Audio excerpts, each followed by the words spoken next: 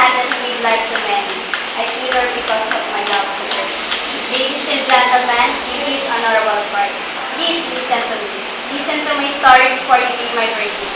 I am Dr. Reyes, a cancer specialist. My father, oh, I don't know him for I am a child of faith. My mother brought me up in such determination, and my ambition was to escape the filthy and horrible fate of Catalonia. I was nourished with hope that someday I might live a life different from her. My mother had a burning faith that she turned the night into day. All her efforts were not in vain, for I pulled through with flying colors.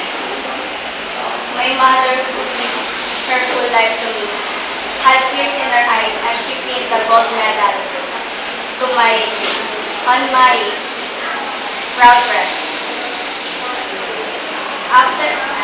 Later on, I was sent as a scholar of the Philippines to the United States of America. I embraced her tightly as I reached the place. Mother, mother, I whispered, you will always be my best mother in the world. After 4 years, I came back with Lawrence.